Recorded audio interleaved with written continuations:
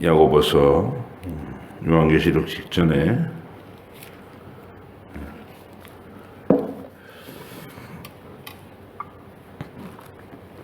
야고보서 4장과 5장을 함께 읽겠습니다.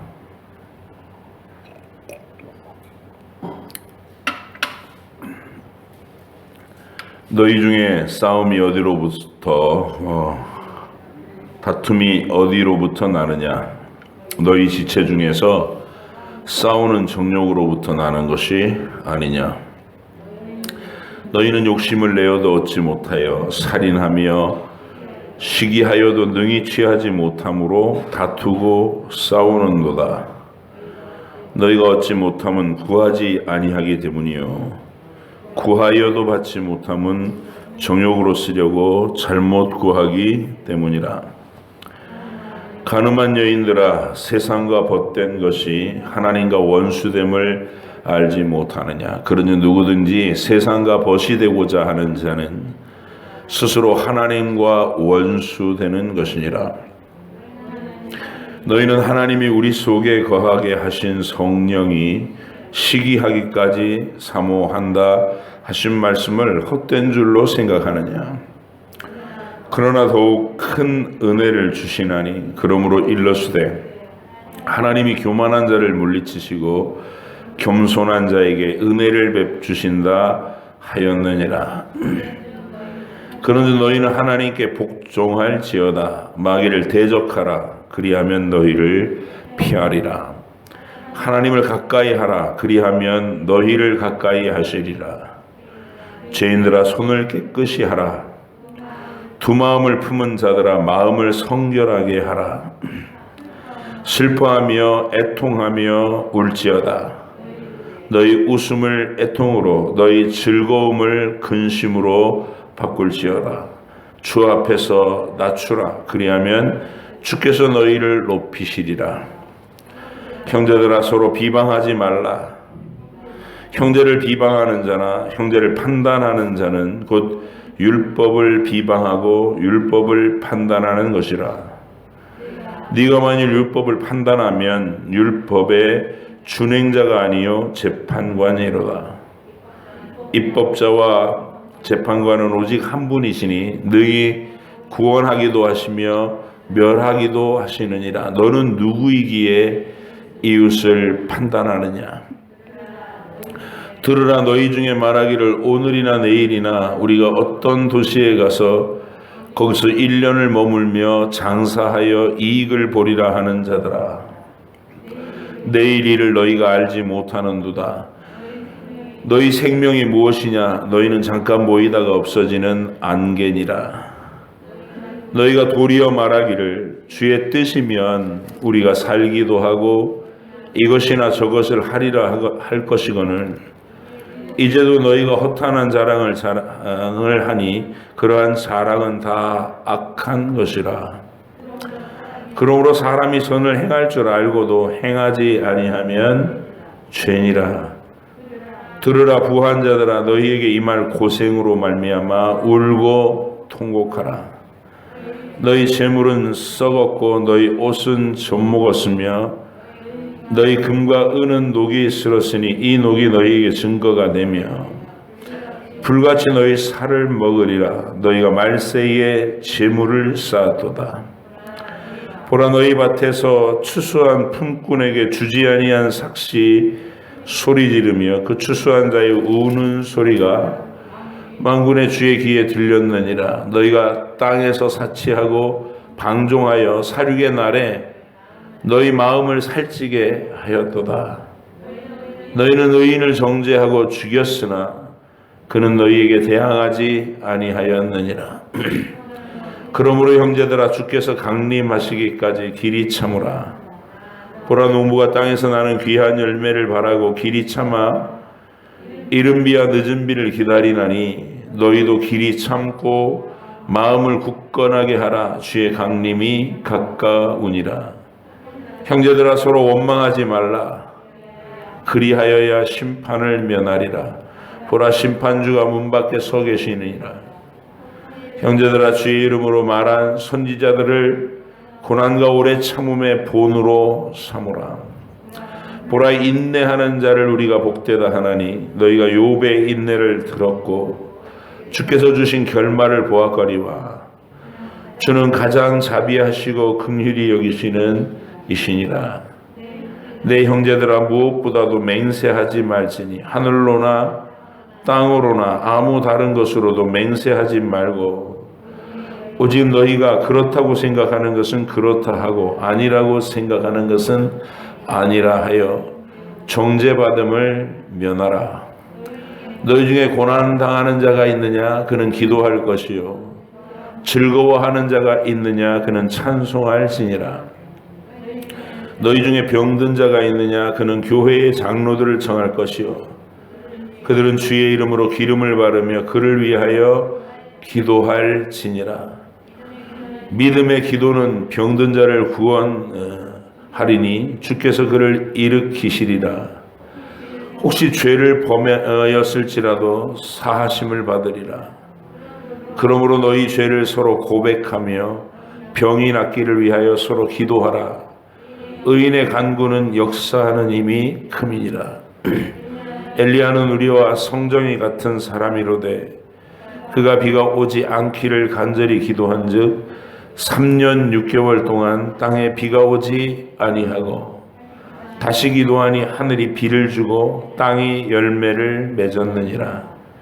내 형제들아, 너희 중에 미혹되어 진리를 떠난 자를 누가 돌아서게 하면 너희가 알 것은 죄인을 미혹된 길에서 돌아서게 하는 자가 그의 영혼을 사망에서 구원할 것이며 허다한 죄를 덮을 것임이라. 아멘. 기도하겠습니다. 하나님 아버지, 한 해의 날수가 며칠 남지 않았는데 우리 성경에 남은 부분들을 우리가 또 마저 읽습니다. 한 성령도 예외 없이 우리의 유익을 위해서 주신 하나님의 선물인 것을 우리가 기억하며 한 구절 한 구절 소중히 여기며 읽고 마음에 새기고자 하오니 지혜와 명철 주시고 또 열정과 믿음, 건강과 활력을 주셔서 우리가 하나님 말씀을 추구하는 이 길에 항상 적극적이고 또 기뻐하는 마음으로 충성되게 감당하게 하여 주시옵소서. 말씀을 알고 마음에 새기면 새길수록 우리 영혼이 부유해짐을, 건강해짐을 분명히 체험하면서 기쁘게 이 길을 항상 걸을 수 있게 인도해 주시옵소서. 오늘도 은혜 주실 줄 믿사옵고 예수님의 이름으로 기도하옵나이다. 아멘.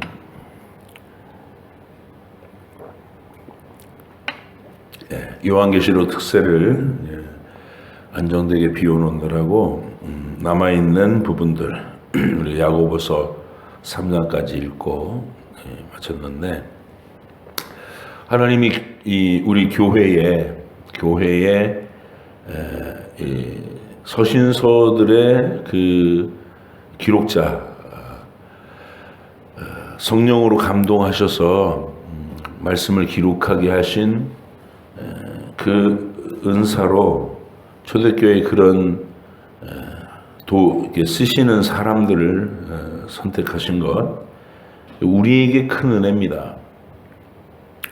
이게 은사가 있어야 하는 일이잖아요. 글을 쓰는 거, 자기가 눈으로 목격한 일이라도 그를 일목요연한 문장으로 표현할 수 있고 전개와 흐름을 이렇게 짜고 그걸 지루하지 않게 매력적으로 빨려 들어가면서 그리고 정확한 지식을 전달하고 하나님의 의도하는 바를 나타냈어요. 이게 보통 일이 아니라 굉장한 일이라는 거, 성경을 기록하는 일은.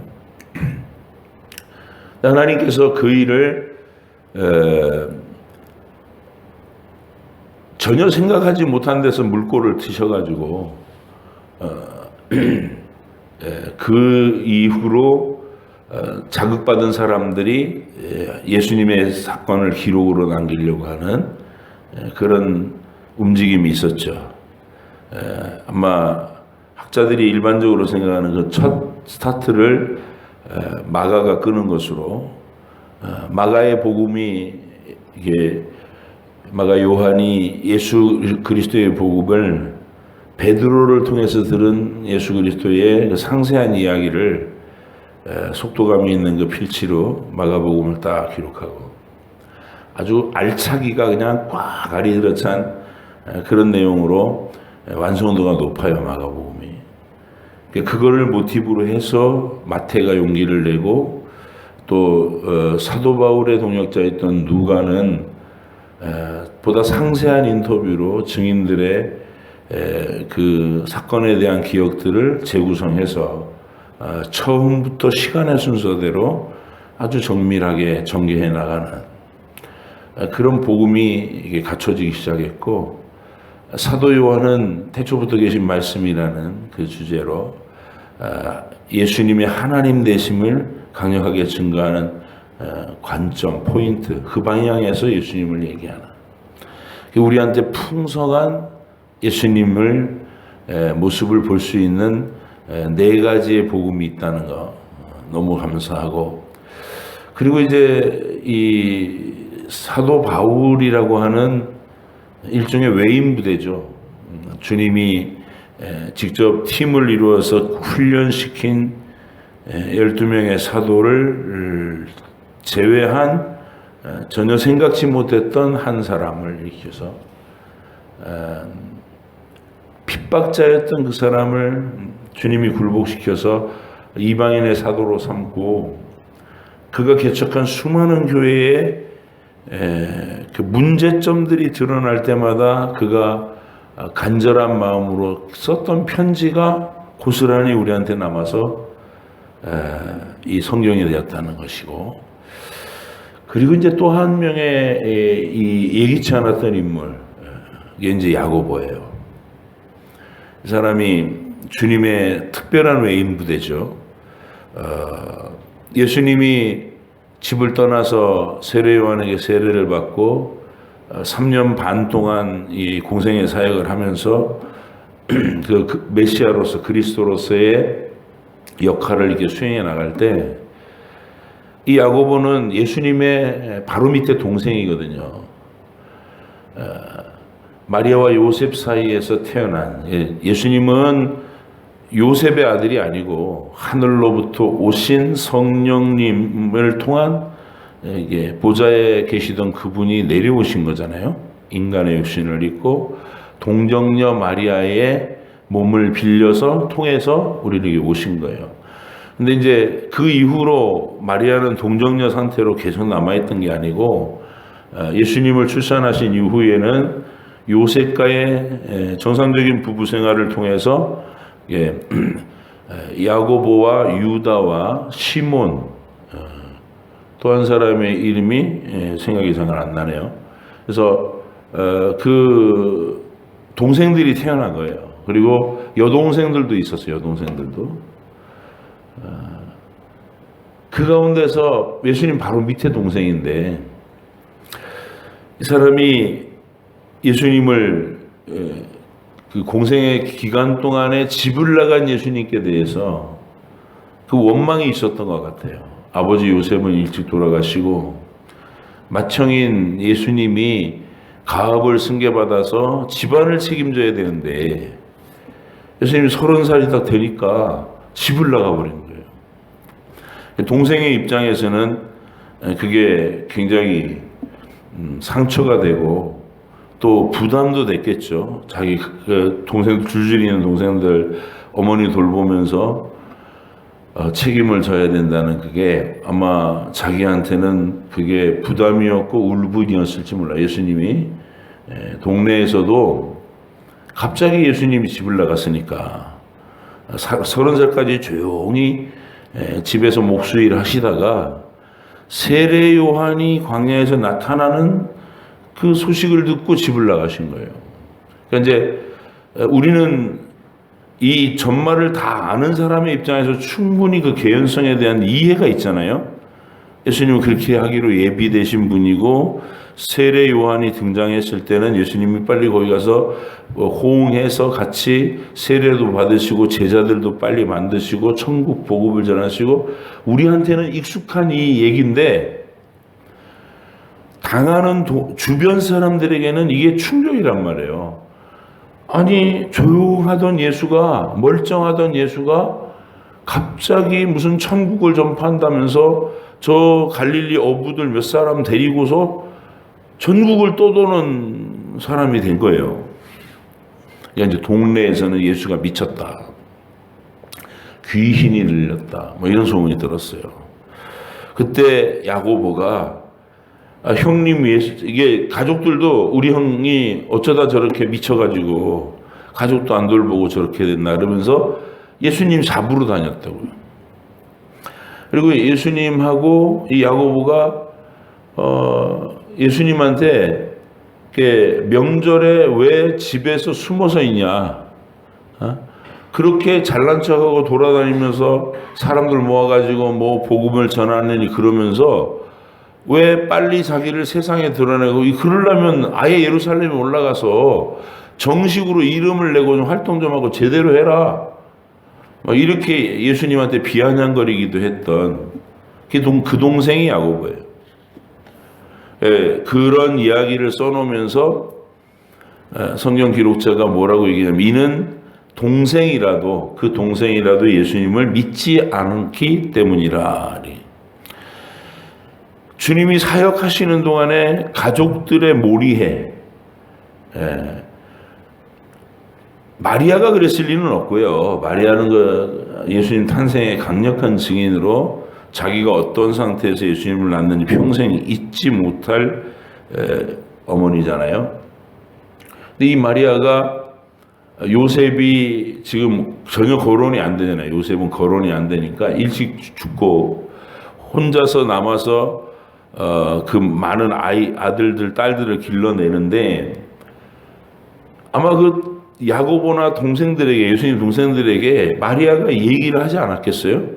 너희 형님은 하나님이시다. 너희 형님은 하나님이시다. 이 얘기를 동생들이 깊이 진실하게, 그리고 이해되는 관점에서 받아들일 수가 없는 거예요.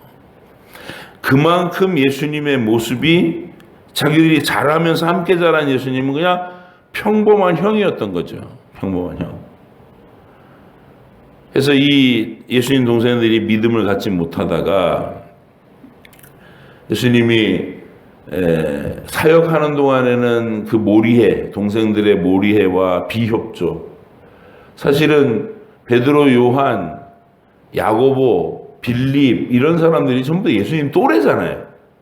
갈릴리 청년 어부들, 결혼한 사람도 있고, 그래서 예수님의 30살 어간이면 제자들도 그 어간의 청년들인 거예요. 30살 그쯤에. 사도 요한은 조금 나이가 적은 동생이고. 그러면 예수님의 천국 사역에 누구보다도 발벗고 나서줄 수 있는 사람들이 예수님의 직접 동생 아니었어요? 야고보, 유다, 시몬 이런 사람들이 예수님의 동생이었거든. 근데 동생들은 예수님 전혀 안 따라다녔어요. 갈릴리의 다른 어부들은 예수님의 제자라고 그러고 주님이라고 그러고 쫓아다니면서 믿으니까, 주님과 가까이 다니다 보니까 주님이 일으키시는 수많은 기적들을 목격하고 믿음을 확신이 더해간 거고, 동생들은 애초부터 예수님을 따라다닐 생각이 없으니까 그냥 소문만 무성한 예수님을 멀리서 보고 믿지 않았던 거예요. 그래서 이 예수님은 친동생들의 몰이해와 비협조를 견뎌내신 시간이 있었다. 그 중에 이제 대표자가 야고보인데, 이 야고보가 부활하신 주님이 야고보를 그냥 너희들은 하나님께서 택하지 않으셨나 보다 이러고 끝내버리신 게 아니라, 사도 바울을 만나듯이 야고보를 특별히 만나주세요. 부활하신 다음에. 네가 내 동생으로 태어나서 믿음을 안 가지고 나를 그냥 이 땅에서 멸망당하는 길을 걷지 말고 네가 믿음을 가진 자가 되라 하고 그에게 기회를 주셨겠죠. 그리고 나서 부활하신 주님을 뵙고 회심을 하고 이 오순절 그 다락방에 기도하러 모인 그 120명의 무리에 모친과 동생 야고보 이름이 거론이 돼요. 그래서 이제 이 야고보서는 그 동생 야고보고 유다서 계시록 직전에 써 있는 유다서도 야고보의 동생 유다예요. 예수님의 친동생 중에 두 사람이 성경 기록자로 써 있는 거예요. 예루살렘 교회의 존경받는 지도자로 급부상을 하죠. 그래서 이 야고보가 그렇게 해서 신앙생활을 하고 예루살렘 교회의 중심 인물로 등장을 하는 예수님의 동생 야고보. 사연이 그렇습니다. 그 신앙생활로 들어온 사연의 내력이 자기가 예수님을 너무 가까이서 뵌 거로 쉽게 믿음을 가지지 못했던 인물. 그러면서 부활하신 주님의 권능을 보고 비로소 회심하고 진실한 믿음 가운데 들어온 사람이고요. 그리고 이 야고보가 이제 교회 안에 들어와서 어떤 역할로 쓰임을 강하게 받았느냐면 사도 바울이 이방인 선교를 하고 다니면서 그가 유대주의에서 벗어나는 기독교, 율법과 할례를 주장하면서 이방인들도 예수님을 그냥 믿어 선언 되고 유대인이 먼저 돼서 할례를 먼저 받고 율법을 지키는 상태에서 유대인과 동일한 조건이 돼가지고 예수님을 믿어야 효력이 있다. 이게 유대 우월주의적인 복음이 예루살렘으로부터 막 퍼졌던 거죠. 근데 사도 바울이 그걸 철저하게 배격합니다. 우리의 의는 유대인이 돼서 할례를 받거나 율법을 지키는 것으로 구원을 받는 게 아니지 않느냐. 우리가 율법을 지킨다는 것은 그 율법을 지켜서 내 노력으로 자격을 획득해 갖고 나의 권리로 천국에 들어가는 게 아니지 않느냐. 아무도 그런 방법으로 천국에 들어갈 수 있는 사람이 없어요. 율법을 하나님이 원하시는 수준으로 완전하게 지키면 가능하지만 아담의 죄로 인해 부패된 마음을 가지고 태어나는 인간이 단 한 사람도 그쪽 길로 천국에 들어갈 수 있는 실력과 자격을 가진 사람이 땅에는 없어요. 우린 다 태어나면서부터 마음이 부패한 채로 태어나서 하나님을 마음에 두기 싫어하고 거짓되고 그리고 온갖 종류의 정욕의 종노릇하는 본성이 우리 속에 들어있어서 하나님이 요구하시는 완전한 의를 이루고 천국으로 당당하게 입성할 수 있는 그쪽 길은 끊겨 있는 거예요. 끊겨 있어. 그래서 하나님이 자기 노력과 자기 실력으로 천국에 들어갈 수 있는 사람이 단 한 사람도 없기 때문에 하나님의 아들을 통해서 길을 다시 내시는 거. 그래서 우리의 노력과 공로가 아니라 예수님의 희생과 그 보혈의 값으로 우리를 용서하시고 예수님의 이름을 의지하는 사람을 천국의 자녀로 예수님 하나님의 양자로 직접 맞아들이시는 그 길을 열어주신 게 복음이에요. 그러니까 우리가 뭔가 한계 있어가지고 권리를 주장할 수 있는 실력과 능력을 보여드린 게 있어서 천국으로 들어갈 수 있는 자격이 생긴 게 아니라 전적으로 하나님이 먼저 다가오시고 먼저 용서하시고 먼저 씻겨주시고 자녀 삼으신 은혜가 있는 것이다.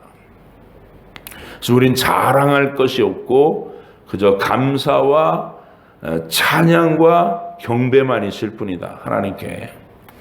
이게 이제 사도 바울이 강력하게 가르친 복음이고 서신서마다 기록해 갖고 사람들의 마음에 각인시킨 가장 중요한 진리의 핵심이에요. 우리는 은혜로 구원받았다. 내 행위로 내 노력으로 공로로 받은 게 아니다. 그러니 구원에 있어서 우리는 하나님 앞에 자랑할 것이 없다. 이거를 말씀마다 가르치고 편지마다 기록해서 강력한 기초로 딱 신학을 정립했어요.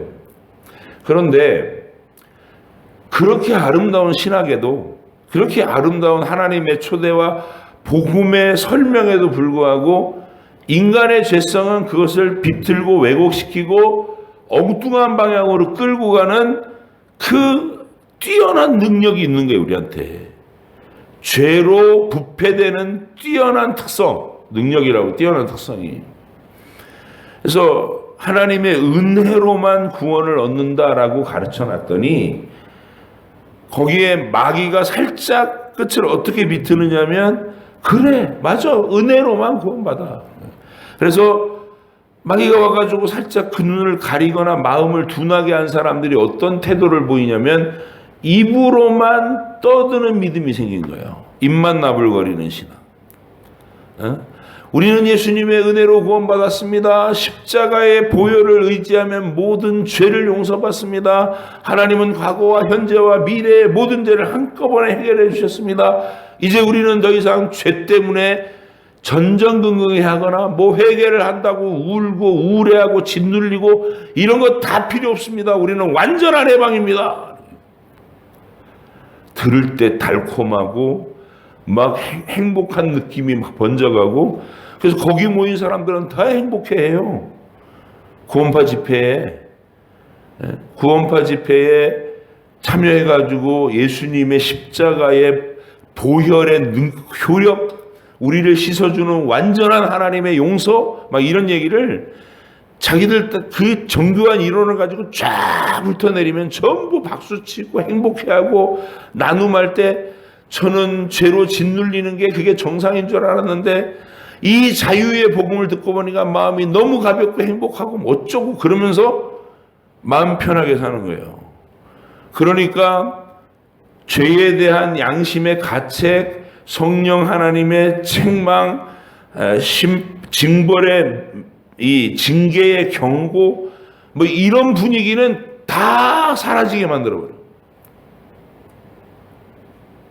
자연스럽게 우리는 어떻게 해도 천국 가는 사람이다라는 것만 강하게 그냥 막 주장하고서 삶은 정욕의 노예로 그냥 되는 대로 방탕하게 살아버리는 이상한 괴물 같은 기독교가 나오더라는 것이죠. 이게 초대교회 때부터 딱 등장했어요, 벌써. 그걸 우리는 율법 폐기론이라고 불러요, 신학에서. 그래서 예수님의 구원의 복음, 보혈의 공로, 우리를 용서해 주시는 은혜, 이쪽만 막 강조하다 보니까 한쪽이 포기돼 버린 반쪽 기독교가 돼버리는 거예요. 율법 폐기론. 하나님 그러라고 우리한테 복음을 주신 게 아니거든요.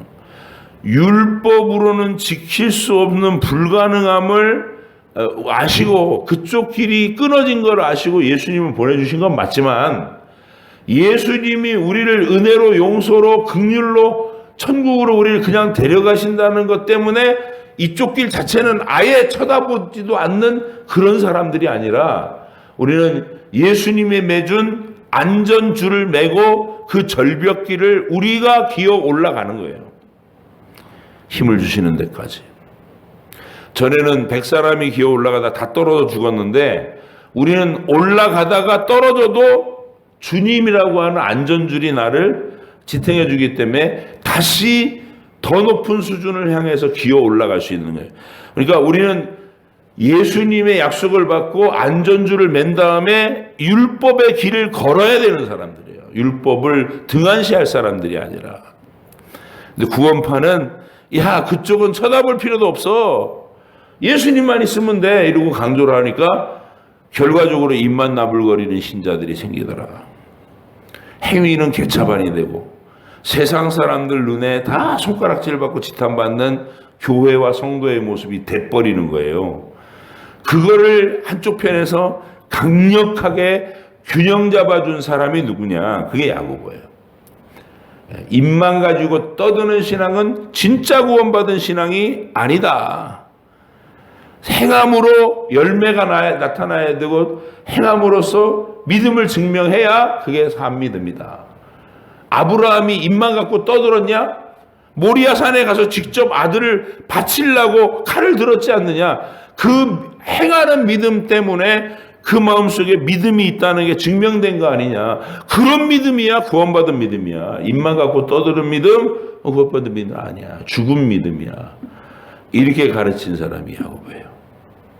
그래서 초대교회 때부터 등장한 율법 폐기론의 그 치명적인 이 복음의 결함이 아니라 복음을 잘못 받아들이는 자들의 생길 수 있는 엉뚱한 집단, 그를 철저하게 이렇게 막으면서 2000년 교회 역사에서 복음을 균형 잡아준 사람, 그게 야고보입니다.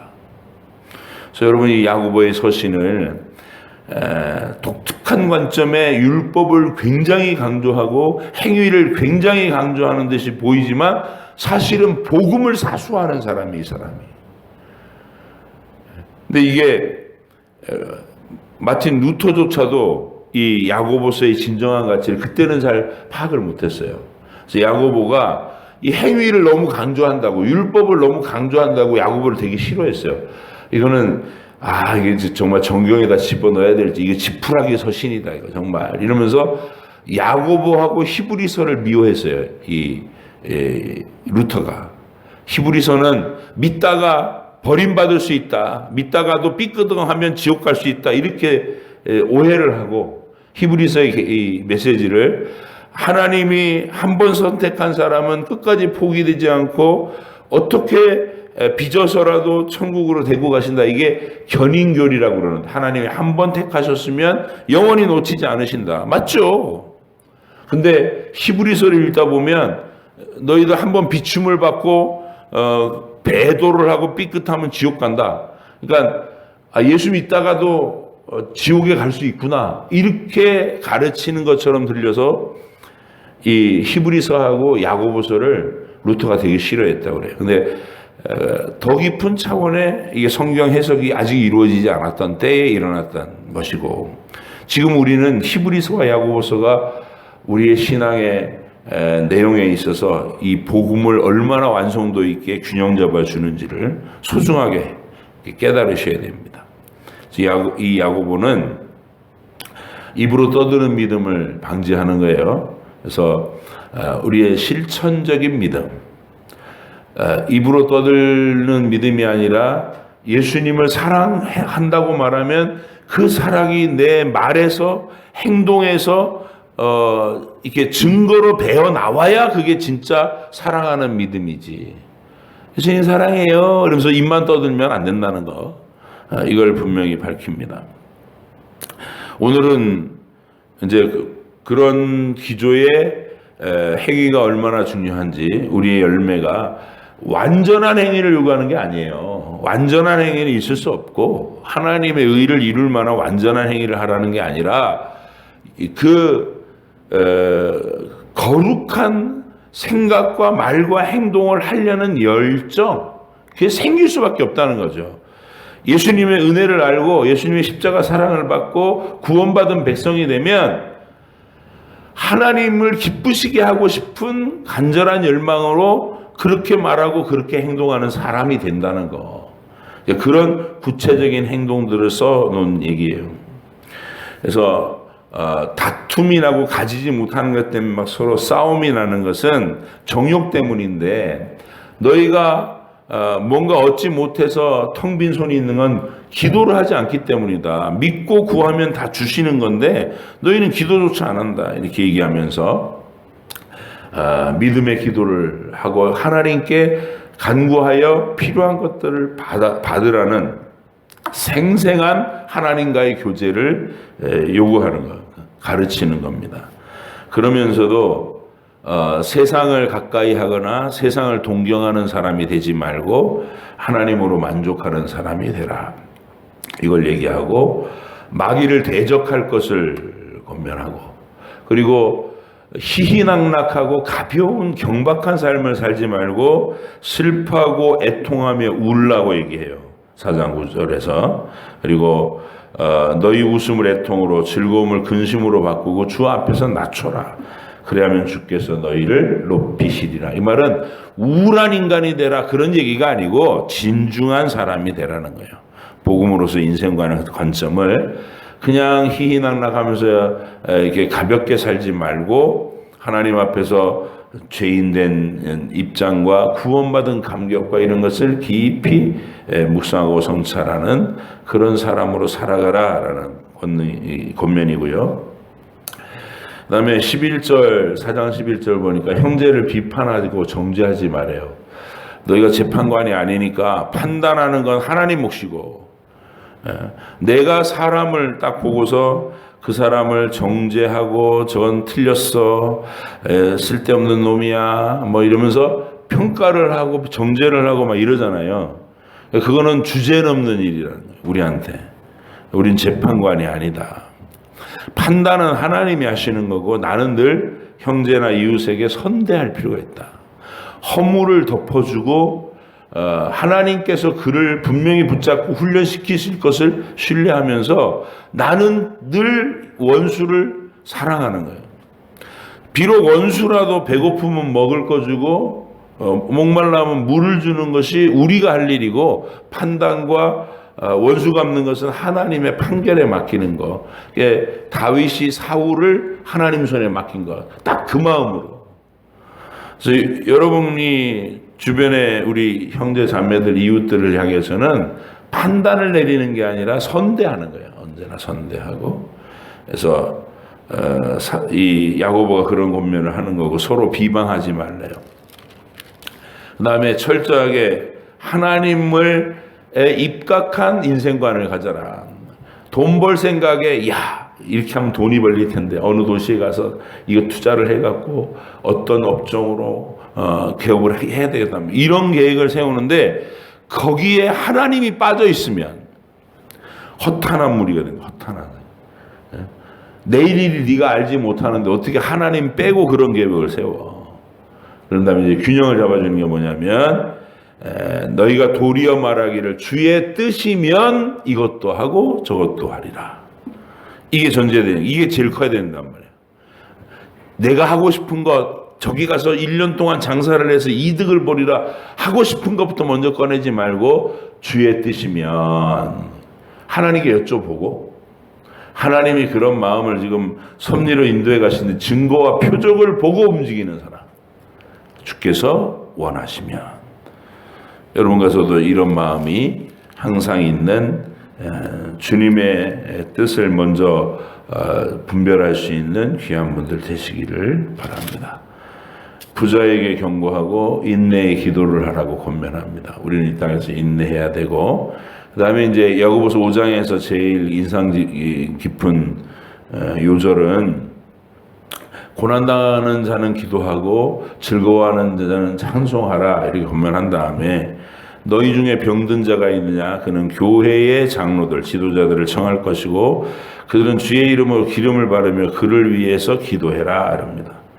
믿음의 기도는 병든 자를 구원하고 주께서 그를 일으키시리라.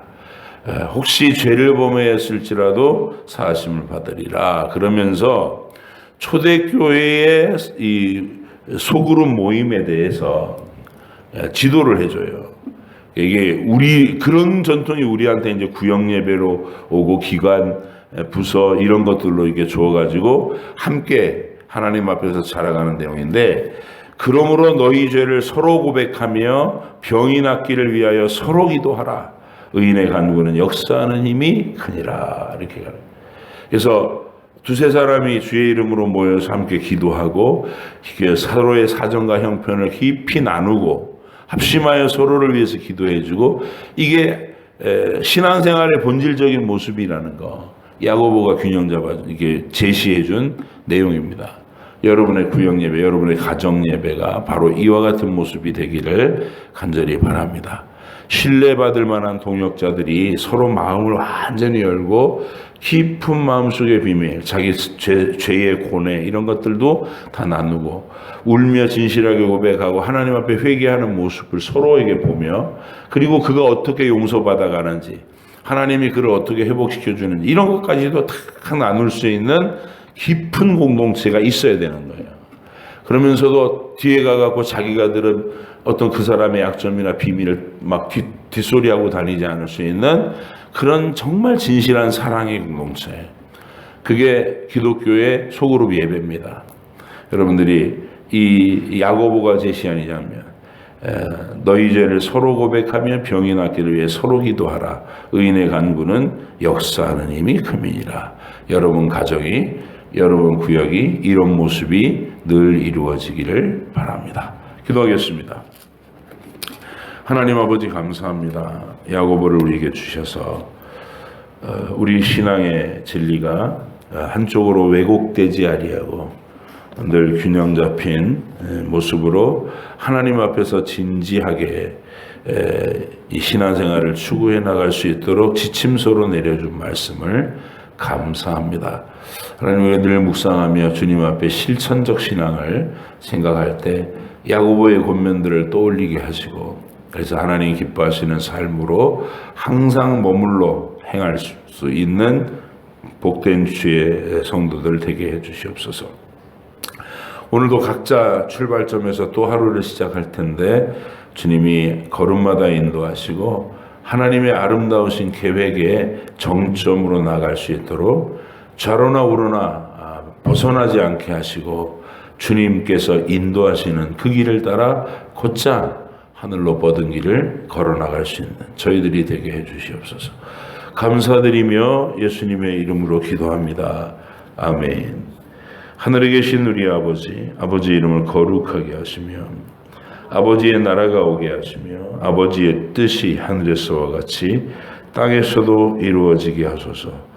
오늘 우리에게 일용할 양식을 주시고 우리가 우리에게 잘못한 사람을 용서하여 준 것 같이 우리 죄를 용서하여 주시고 우리를 시험에 빠지지 않게 하시고 악에서 구하소서. 나라와 권능과 영광이 영원히 아버지의 것입니다. 아멘.